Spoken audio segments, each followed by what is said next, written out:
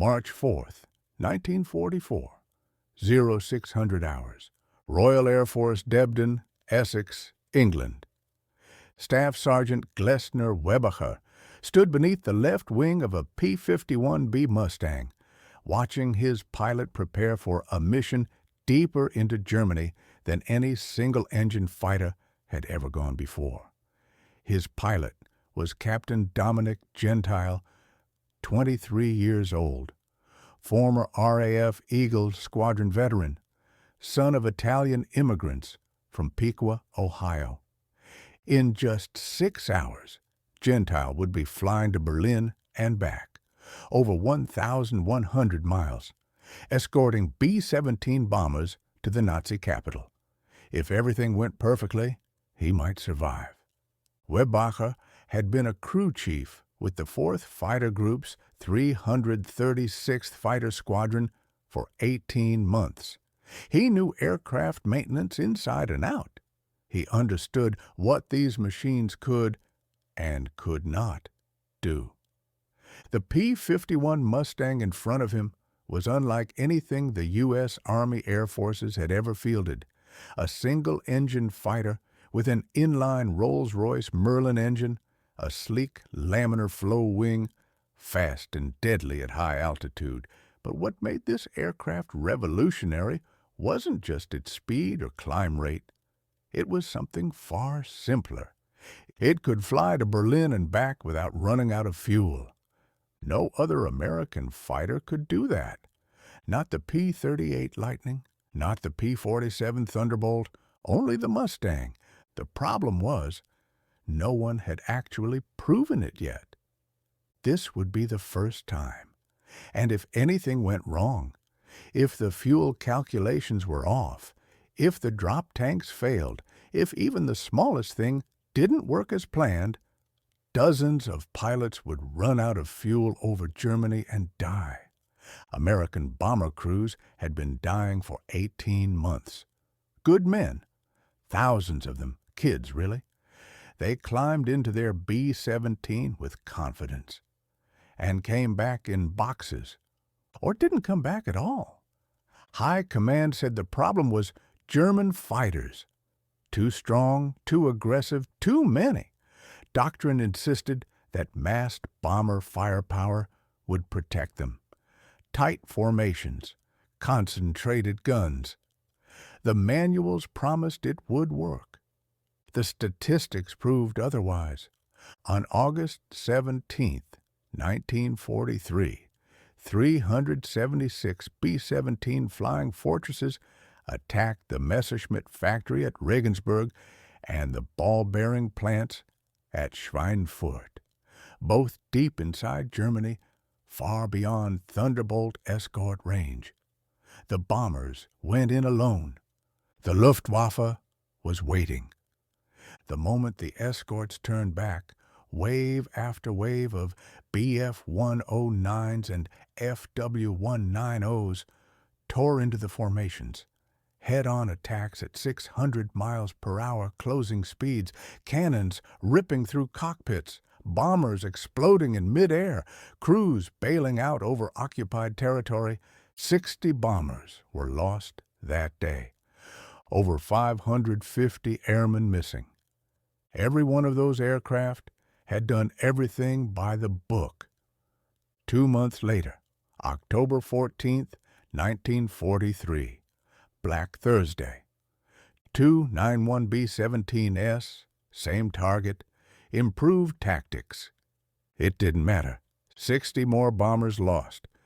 650 men killed, wounded, or missing. A single mission. Over 20% losses. The 8th Air Force lost air superiority over Germany that day. They couldn't sustain the casualties. They couldn't replace aircraft or crews fast enough. Deep penetration raids were suspended. The entire Allied strategy, breaking Germany through strategic bombing, was failing. Not because of training, not because of tactics, but because American fighters could not reach Berlin. The P-47 Thunderbolt, rugged, deadly, a pilot's guardian angel, had a combat radius under 400 miles, even with drop tanks, maybe 550. Berlin was 600 miles from England. The math didn't work. The P-38 Lightning technically had the range, but too few were available in Europe, and the aircraft struggled in cold, high-altitude conditions. Engine failures, control issues, pilots freezing in their cockpits, it wasn't the solution. What the 8th Air Force desperately needed was a fighter that could fly to Berlin, fight the Luftwaffe over the target, and fly home. A fighter that could stay with the bombers all the way. Bombers for the entire mission. A fighter that combined range, speed, altitude performance, and firepower. That fighter did not exist in 1943. Then, in November, the 354th Fighter Group received the first P-51B Mustangs in England. The Mustang itself wasn't new. It had been flying since 1942, originally powered by an Allison V1 710 engine. Those early versions were decent at low altitude and used by the RAF for ground attack and reconnaissance, but above 20,000 feet, where bomber battles raged, they simply lacked power. Everything changed when engineers installed a British Rolls-Royce Merlin engine into the Mustang airframe. The Merlin's two-stage, two-speed supercharger unleashed incredible high-altitude performance. Combined with the Mustang's aerodynamic design, the result was revolutionary. 440 miles per hour at 30,000 feet. Better climb rate than German fighters. Superior high-speed maneuverability. Long-range capability with drop tanks. This was the aircraft the 8th Air Force desperately needed. Colonel Donald Blakesley saw it immediately. At just 26 years old, he was already one of the most experienced American pilots in Europe, an RAF Eagle Squadron veteran with over 800 combat hours by early 1944. He had been battling the Luftwaffe since 1941. He knew life and death details about what worked in combat and what didn't. Blakesley hated the P-47 Thunderbolt, not because it was a bad airplane, but because it couldn't follow the bombers deep into Germany. His men were dying because of that limitation. In December 1943, Blakesley finally flew the Mustang with the 354th Fighter Group. After just 6 missions, he was convinced this aircraft could change the war. On January 1, 1944, Blakesley assumed command of the 4th Fighter Group, and his top priority was securing Mustangs for his pilots. He went straight to Major General William Kepner, commander of the 8th Fighter Command. Blakesley argued what would soon become obvious to the entire world. The P-51 Mustang could escort bombers all the way to Berlin, fight the Luftwaffe over the target, and bring pilots back alive. It was the answer the bomber crews had been waiting for. The Luftwaffe had the advantage, and Major General William Kepner knew it. When Colonel Donald Blakesley demanded P-51 Mustangs for the 4th Fighter Group, Kepner was skeptical. The 4th was one of the premier fighter units in England. Converting to a brand-new aircraft could remove them from combat for weeks while pilots trained. Blakesley made a bold promise. "Give me the Mustangs, and my group will be combat-ready in 24 hours." Kepner agreed. On February 28, 1944, the first P-51Bs arrived at Debden. Blakesley himself flew in the lead Mustang. The ground crews immediately went to work, inspecting engines, loading ammunition, and mounting drop tanks. The pilots received only the bare minimum of familiarization. Many had less than 1 hour in the Mustang before their first combat mission. Some had flown just 40 minutes. There was no time for anything more. The bombers needed escorts now. Captain Dominic Gentile had been with the 4th Fighter Group since September 1942, when the RAF Eagle squadrons transferred to the U.S. Army Air Forces. He was a natural pilot. Growing up in Ohio, his father had bought him his own airplane. Gentile logged over 300 hours before even joining the Royal Canadian Air Force in 1941. He scored his first victories flying Spitfires with 133 Eagle Squadron, then served over a year in P-47 Thunderbolts, earning 4 more kills. But Gentile, like many Eagle Squadron veterans, preferred the Merlin engine. The Spitfire had a Merlin. Now the Mustang had one too. For him, it felt like coming home. Still, Gentile had maybe 1 hour in the Mustang before the Berlin mission briefing. He and his wingman, John Godfrey, were already becoming legendary as the most deadly fighter pair in the 8th Air Force.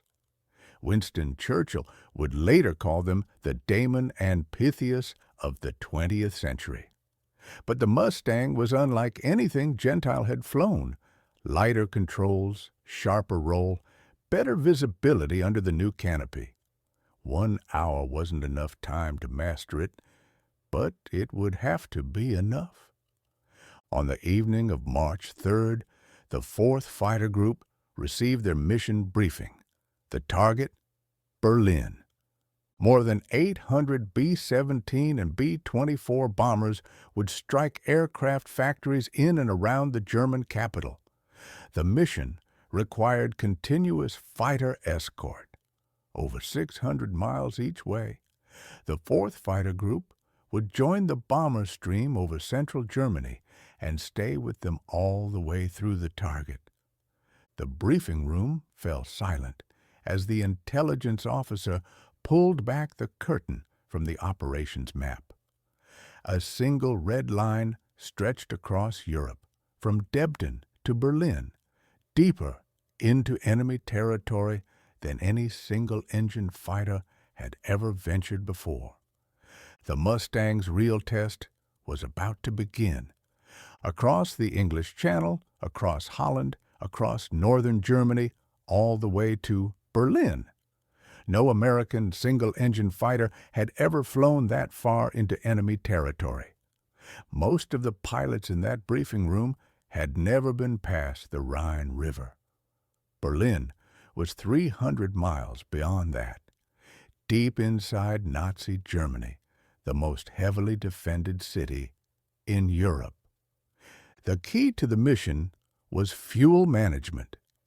Each P-51B carried 184 gallons of fuel in its internal wing tanks, plus an 85-gallon fuselage tank behind the cockpit. That provided enough fuel for roughly a 400-mile combat radius. But each Mustang would also carry 2 external drop tanks under the wings, 108 gallons each. These tanks were made of paper and glue, manufactured in England by companies that normally made cardboard packaging. With these additional 216 gallons of fuel, the Mustang could reach more than 750 miles of operational range. Fuel sequence was critical. Takeoff on internal wing fuel, climb using wing fuel and the fuselage tank. Switch to the drop tanks after crossing into occupied Europe.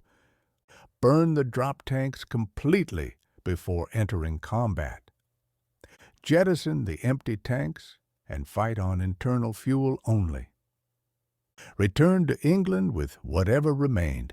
If anything went wrong, if fuel consumption was miscalculated, if the drop tanks failed to feed properly, or if pilots switched tanks too late, they would run out of fuel over Germany and die. Gentile studied the mission profile intensely that evening. The Mustang's fuselage tank shifted the aircraft's center of gravity aft when full. The manual strictly warned against engaging the enemy while fuel remained in that tank. The aircraft would be tail-heavy and dangerously unstable in maneuvering flight.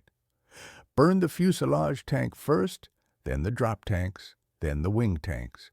If a pilot got the sequence wrong, he might survive the dogfight, but he would never make it home.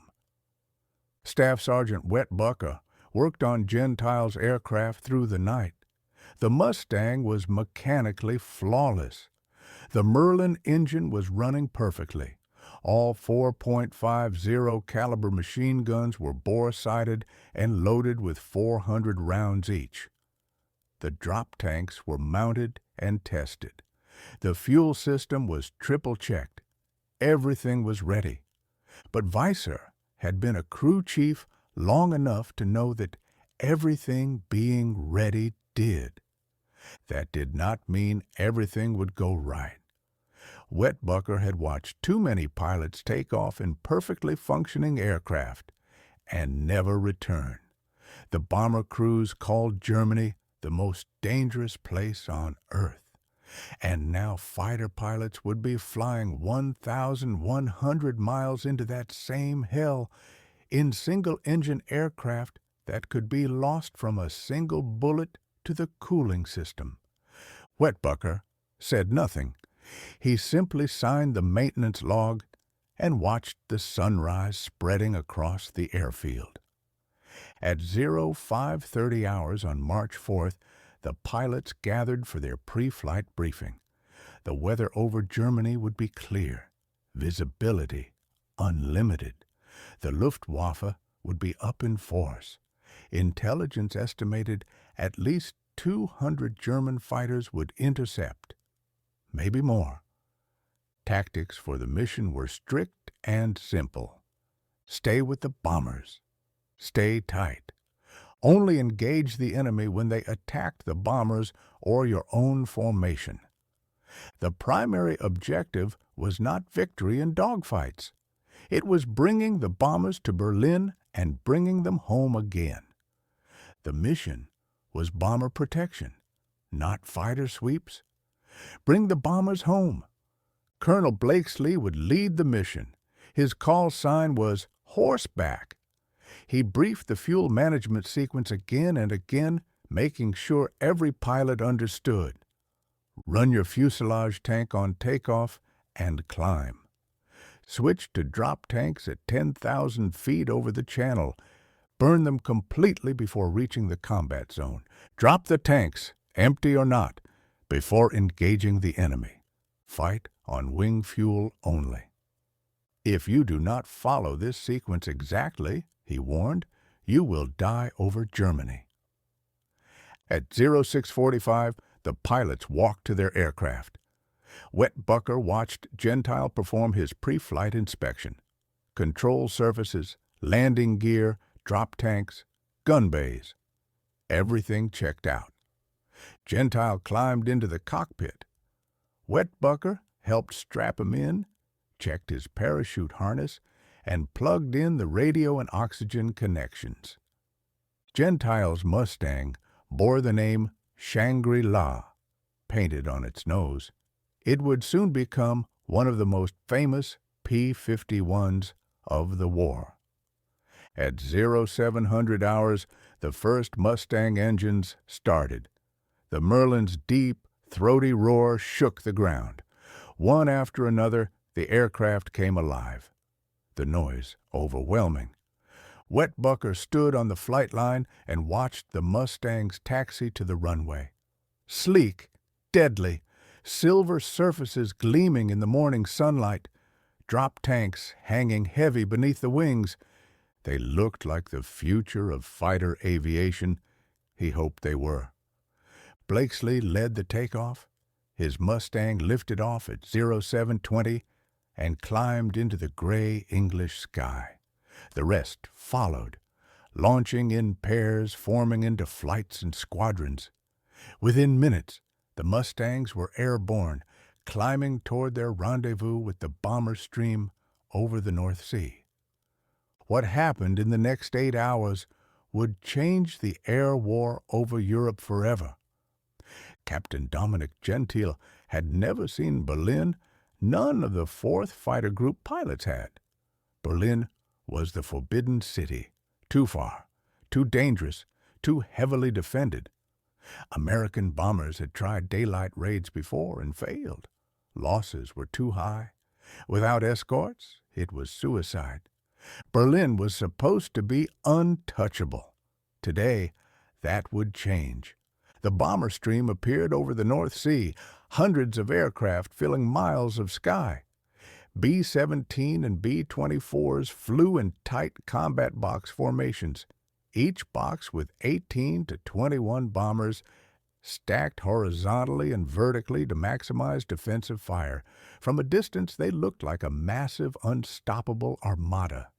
Up close, you could see the history on every airframe, names painted under cockpits, mission symbols, bullet patches in aluminum skin. These aircraft had been to Germany before. Many had barely survived. Now they were going back again. Gentile joined the bomber stream over Holland. The Mustangs slid into escort positions, flights of 4 aircraft above and beside the formations. The orders were simple. Stay close, watch for enemy fighters, and protect the bombers at all costs. The Luftwaffe would come. Everyone knew it. The only question was when and how many. Fuel was behaving exactly as planned. Gentile had burned his fuselage tank during takeoff and climb, then switched to his drop tanks over the channel. The gauges showed no leaks, no pressure loss. Everything was perfect, but perfection in combat never lasts. The first German fighters appeared west of Hanover, multiple squadrons of Bf-10-9s, roughly 40 aircraft. They dove on the bombers from high altitude, executing their standard tactic. A high-speed slash, fire, then break away before the guns of the formation could track them. Formation leaders called out the bandits. Mustang pilots shoved throttles forward and climbed to intercept. Gentile felt the Merlin engine surge. The P-51 leapt ahead, accelerating like nothing else in the sky. Within seconds, he was at combat speed, closing on the Germans. The engagement lasted minutes. Several bombers took hits. One B-17 fell out of formation trailing smoke, doomed to try to survive alone. The Mustangs tore into the attackers. Gentile lined up a Bf-109, climbing away from the bombers. The German rolled and dove for home. Gentile didn't follow. His job was the bombers. Outnumbered and outmaneuvered, the Germans broke off and climbed away. They would be back. Fuel check. The drop tanks were nearly dry. Gentile switched back to wing tanks and pulled the emergency jettison handle. The tanks fell away, the Mustang instantly feeling lighter, cleaner, faster. Now, every minute and every gallon mattered. As the bombers pushed into the Berlin defense zone, the sky erupted. Heavy black bursts of 88mm flak filled the air. The German batteries knew their altitude and knew their speed, putting deadly box barrages right in their path. The only defense was to fly straight through hell and hope. Gentile saw a B-17 take a direct hit. The entire nose section disintegrated. The bomber spun downward, pieces of aircraft and fragments of crew tumbling through the sky. Nobody escaped. Berlin appeared ahead through the haze. Gentile had seen London from the air many times, but Berlin looked different. Bigger, more spread out, industrial. The city stretched for miles in every direction. Factories, rail yards, residential blocks, government buildings. This was the heart of Nazi Germany.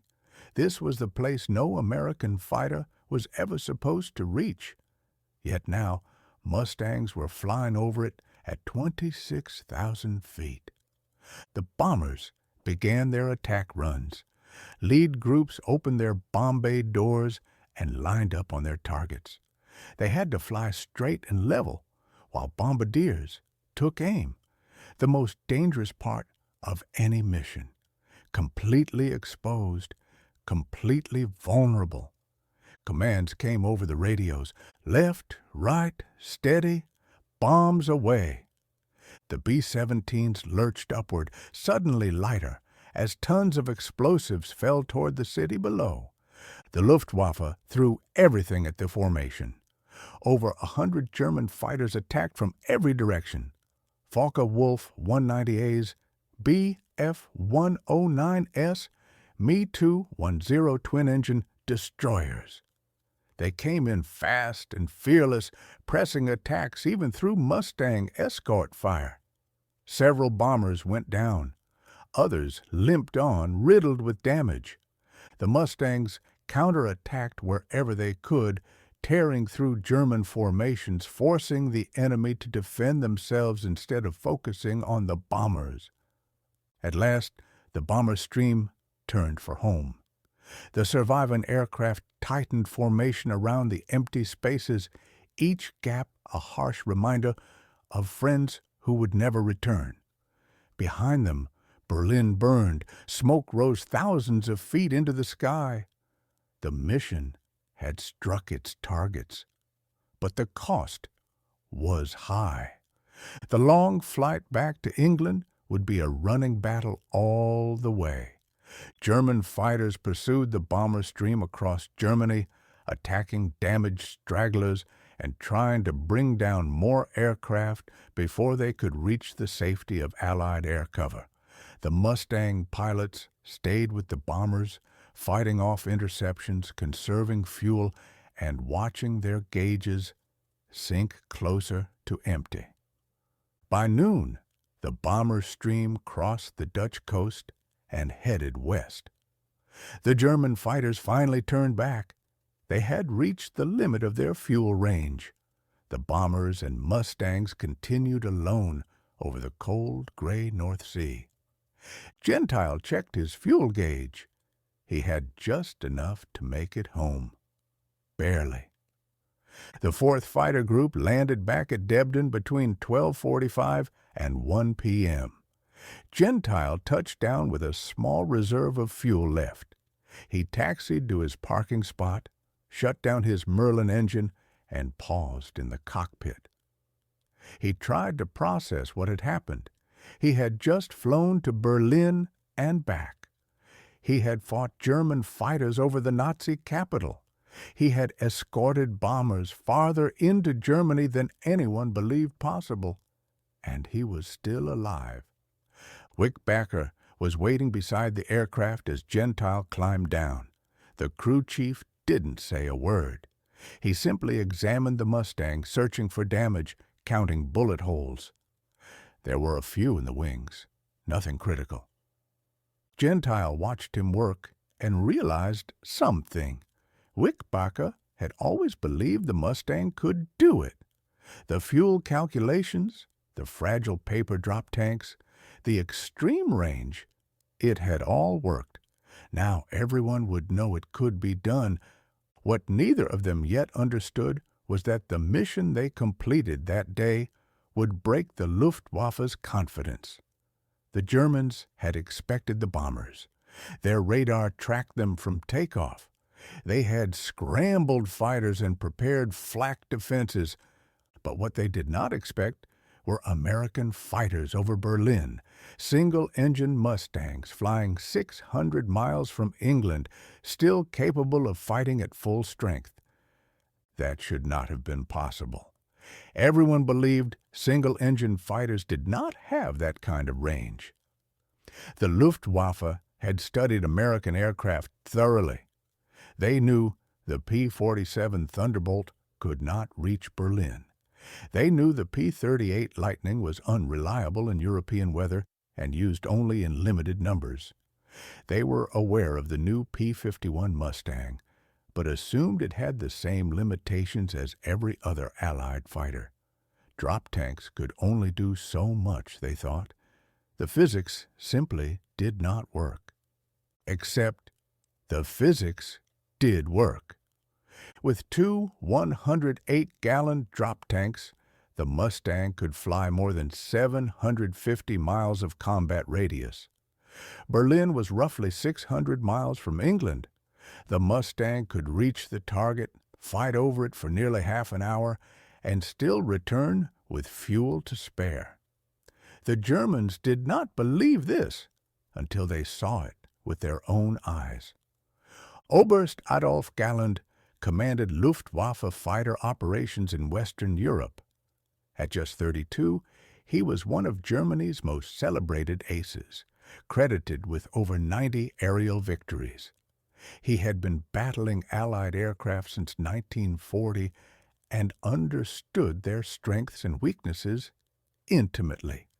When the first reports arrived claiming American P-51 Mustangs were over Berlin, Galland dismissed them immediately. The sightings must have been mistakes, misidentified P-38s, perhaps a few stray fighters blown off course by wind or sheer luck. There was no way the Americans were escorting bombers into the heart of Germany with single-engine fighters. That was suicide. But the reports kept coming, multiple sightings, dozens of Mustangs, aggressively engaging German interceptors, staying with the bomber formations for the entire attack. Galland reviewed the intelligence carefully. Every detail matched. The reports were consistent. Mustangs were, in fact, over Berlin. If this was true, it changed everything. But Galland needed certainty, proof that what he was reading was real. He would have to see it for himself.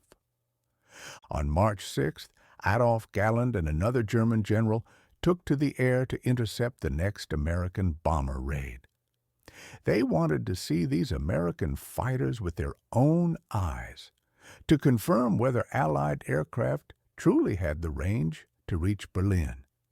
They expected to find confused enemy pilots who had simply flown too far. They were wrong. The Americans found them first. P-51 Mustangs dove on Galland's aircraft from above. They were fast, aggressive, and clearly operating at full combat capability. These were not stray aircraft lost over Germany. These were disciplined escort fighters hunting German interceptors deep inside the Reich. Galland and the other general split up in desperation. The Mustangs pursued relentlessly. The other general's aircraft was shot down. Galland escaped only by firing his own guns forward, creating clouds of gun smoke and falling shell casings that tricked the Mustangs into thinking they were being attacked from behind. They broke off, and Galland survived. The other general did not. Both had seen enough to understand the truth. The Americans really could escort bombers to Berlin and fight there. This was not a fluke. This was a new reality. Galland reported directly to Reichsmarschall Hermann Göring, the commander of the entire Luftwaffe and Hitler's second-in-command. Göring, once a legendary World War I fighter ace, had become dangerously out of touch. He still believed the Luftwaffe dominated the skies. He believed America was losing too many planes. He believed the Reich was safe. Galland's report shattered those illusions.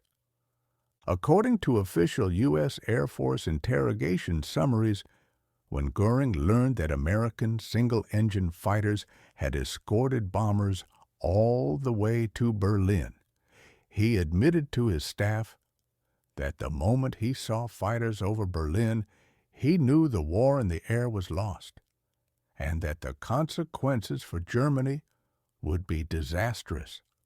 Long-range fighters were the most decisive factor in the outcome of the air war. The Mustang's capabilities came as a complete surprise to the Germans. Göring was right. The arrival of the P-51 Mustang as a long-range escort fighter fundamentally changed the strategic situation. For 18 months, the Luftwaffe had successfully defended German airspace by attacking unescorted bombers. German fighters waited until Allied escorts reached their fuel limits and turned back. Then they attacked the bombers without opposition. It worked perfectly, and American losses were staggering. But now, American fighters could escort the bombers anywhere. There was nowhere in Germany the Luftwaffe could hide. Every target was vulnerable. Every city could be bombed with fighter protection. The defense of the Reich had failed. The psychological impact on German fighter pilots was severe. For 3 years, they had owned the sky in defensive operations. They knew they could outfight bombers. They knew they could defeat fighter escorts by forcing them to turn back. But now, that confidence was breaking down. Pilots who once pressed attacks aggressively were becoming hesitant. They no longer knew whether American fighters would leave or stay. They were not sure if engaging the escorts would work or get them killed.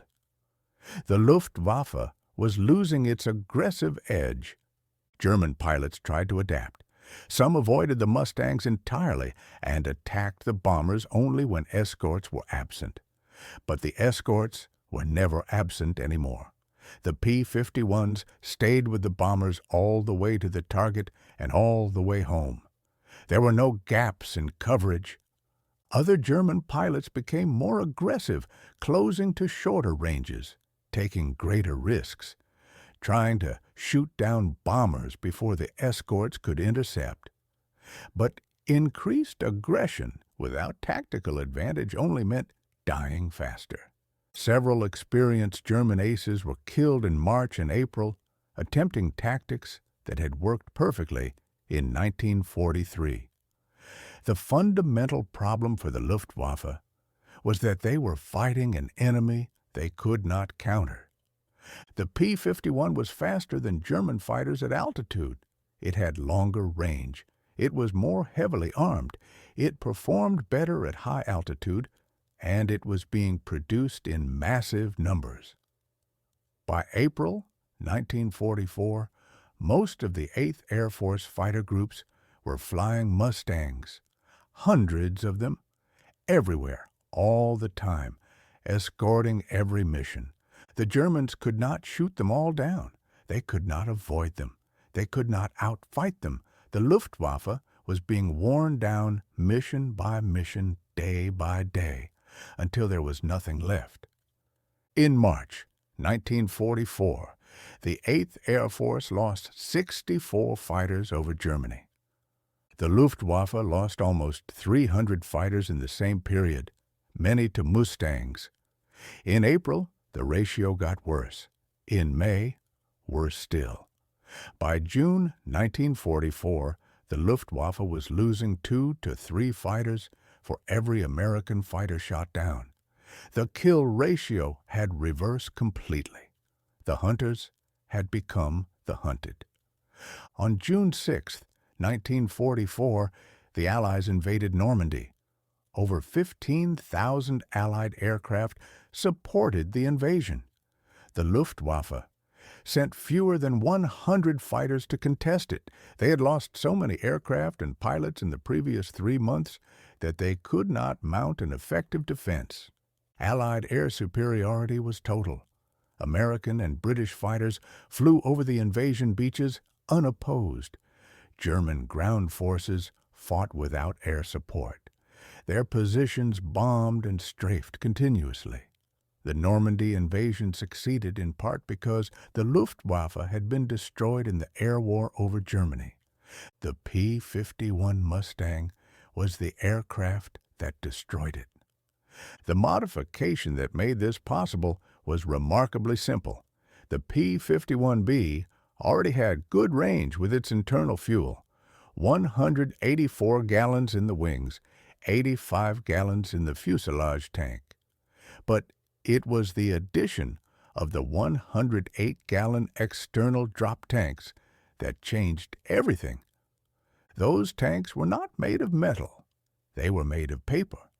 Craft paper laminated with resin glue, formed over wooden molds, and hardened into cylinders about 100 inches long. They looked crude, like shipping containers, not aircraft equipment. But they worked. The paper tanks were manufactured in England by companies that normally made cardboard boxes and industrial packaging. They were cheap to produce, lightweight, and did not require scarce strategic metals. They could hold fuel for 5 to 6 hours before the glue began to break down and the tanks started leaking. That was long enough for a mission to Berlin and back. The tanks were single-use. Once dropped, they were gone. But that was acceptable. They cost almost nothing to make, and American factories could produce them by the thousands. Installation was straightforward. Each tank mounted to a bomb rack under the wing. Fuel lines connected it to the main fuel system, and a pressure line ensured proper flow at altitude. A manual release handle in the cockpit allowed the pilot to jettison the tanks when empty. The entire system added minimal weight and drag once the tanks were gone. When full, they slightly reduced performance, but the extended range made that trade-off worthwhile. The development of the paper drop tank was not dramatic. There was no brilliant scientific breakthrough, no new technology from a secret lab. It was a simple solution to a simple problem. Fighters needed more fuel, metal tanks were in short supply, and paper was available. Someone tried making a fuel tank out of paper, and it worked. That was all. But this simple solution helped win the war. The credit for the Mustang's success is usually given to the pilots, the men who flew the missions, fought the battles, and brought the bombers home. And they deserve that credit. But the pilots could not have done their job without the crew chiefs who maintained the aircraft, the engineers who designed the fuel systems, the factory workers who built the drop tanks, and the supply sergeants who ensured everything was ready when needed. The Mustang was a system, not just an airplane. Every part of that system had to work perfectly every time, or people died. Staff Sergeant Glisbacher worked on P-51 Mustangs from February 1944 until the end of the war. He maintained engines, repaired battle damage, loaded ammunition, installed drop tanks. He performed pre-flight inspections at 0500 every morning and post-flight maintenance until midnight. He worked through rain, cold, mud, and exhaustion. He never flew a combat mission. He never shot down an enemy aircraft. His name appears in maintenance logs and unit rosters, but rarely in history books. But he kept the aircraft flying, and that made everything else possible. Wickbacker maintained aircraft for multiple pilots during the war. He was crew chief for Lieutenant Joseph Higgins, whose P-51B Minor Kleiner became well known in the squadron. He also worked on Colonel Everett Stewart's Sunny 8 after Stewart assumed command of the 4th Fighter Group in February 1945. Wickbacher even participated in Operation Frantic II, the shuttle bombing missions to Soviet airfields in June and July 1944, maintaining aircraft thousands of miles from England. He was promoted to Staff Sergeant on April 1, 1943, and served with the 4th Fighter Group until August 26, 1945. Captain Dominic Gentile became one of the most famous American fighter pilots of the war. The March 4th mission was only the beginning. That first attempt had been disrupted by weather. Only 31 bombers from the 13th Combat Wing actually reached Berlin due to a snowstorm. But the Mustangs had proven they could make the trip, and that was all that mattered. 2 days later, on March 6th, the skies cleared. The 8th Air Force launched the first major daylight bombing raid on Berlin. 660 bombers took off from England, escorted by more than 150 P-51 Mustangs. This was the mission that truly demonstrated American air power over the German capital. Colonel Blakesley once again led the 4th Fighter Group. The bombers hit their targets. The Mustangs engaged German fighters across the entire Berlin defense zone. The 4th Fighter Group claimed 13 victories that day. American losses were acceptable. The mission was a complete success. But March 8th was Gentiles' Day. The 8th Air Force launched another massive raid on Berlin. Over 600 bombers, once again escorted by Mustangs, all the way to the target.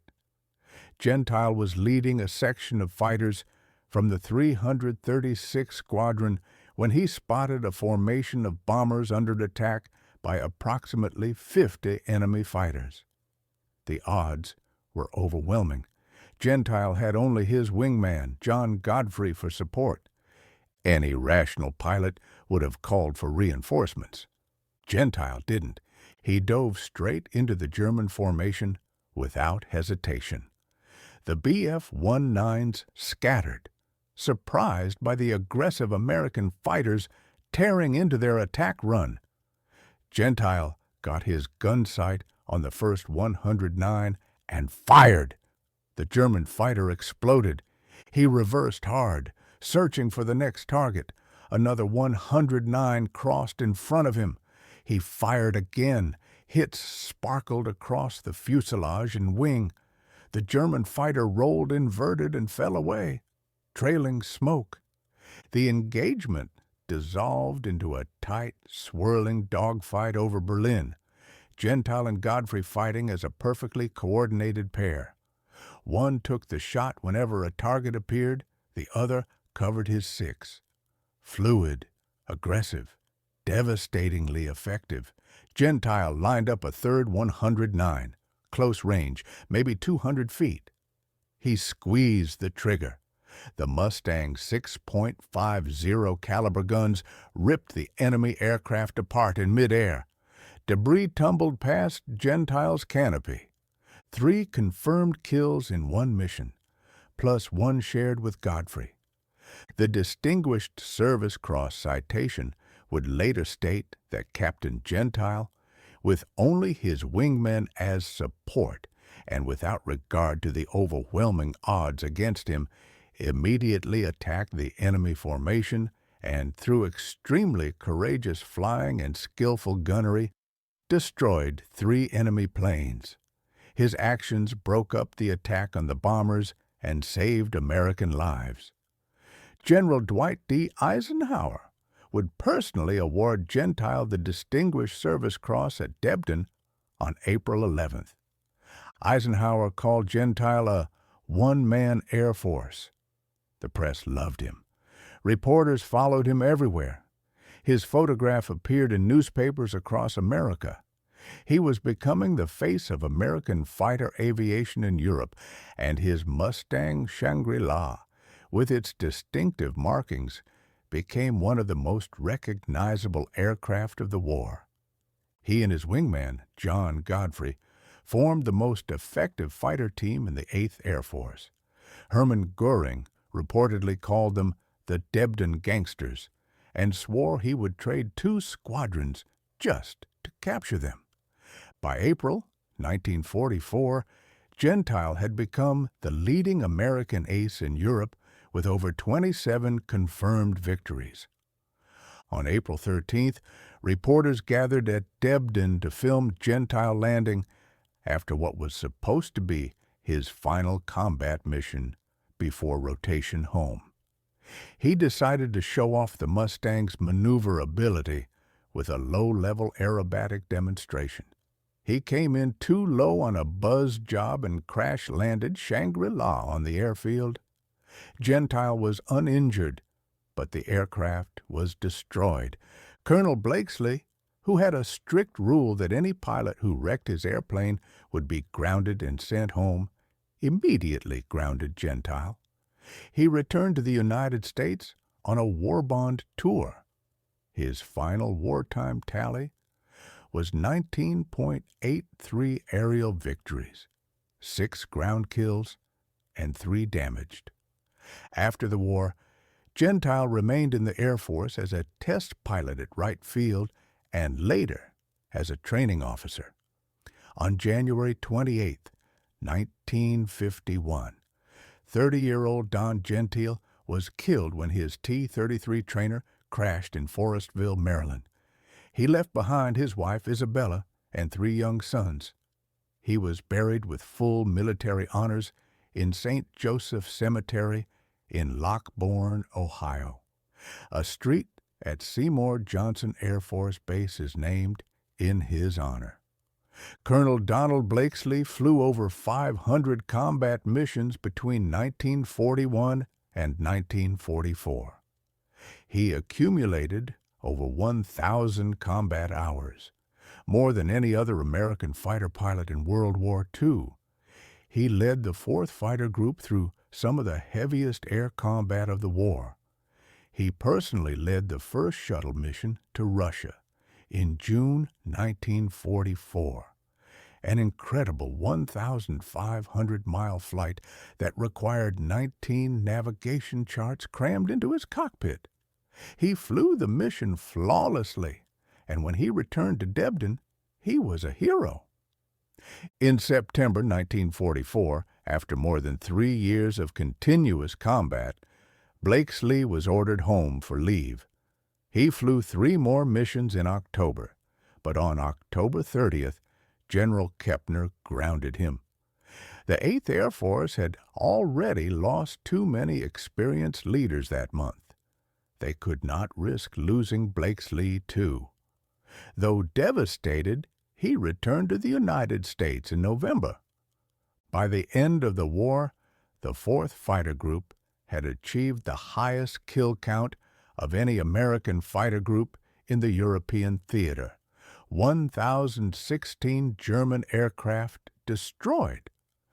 Blakesley had built that record through relentless, aggressive leadership. He retired from the Air Force in 1965 with the rank of colonel. He died on September 3, 2008 at age 90, and was buried at Arlington National Cemetery with full military honors. That is how wars are actually won, not through brilliant generals or advanced technology alone, but through the work of thousands of people doing their jobs perfectly under impossible pressure. The pilots who flew into the most dangerous skies in the world every day. The crew chiefs who maintained aircraft through the night so pilots could fly at dawn. The engineers who solved fuel range problems with paper and glue. The factory workers who built drop tanks by the thousands. Each person did their part, and together they changed history. The P-51 Mustang over Berlin was not just about one airplane or one mission. It was about a system that worked. It was about people who saw a problem, found a solution, and made it happen. The official histories credit the Mustang's Merlin engine and aerodynamic design. Those things mattered, but they were not enough by themselves. The real breakthrough was the drop tank, a simple paper cylinder that gave American fighters the range to escort bombers anywhere in Europe. That tank was not developed in a laboratory. It was not the product of years of research. It was a pragmatic solution to an immediate problem built by ordinary people using available materials. And it worked. Goering was right when he said the Mustang decided the war. But it was not just the airplane. It was everything that made the airplane effective. the range, the firepower, the reliability, the crew chiefs who kept it flying, the pilots who pushed it to its limits, the paper drop tanks that extended its reach beyond what anyone thought possible, all of it together, working as a system, overwhelming the Luftwaffe through persistence, volume, and superior logistics. Germany could not compete with that. They had excellent aircraft and skilled pilots, but they did not have the industrial base, the training pipeline, or the fuel supplies to sustain the fight. The Americans did, and that made all the difference. If you found this story compelling, please like this video. It helps us reach more people who value these forgotten chapters of history.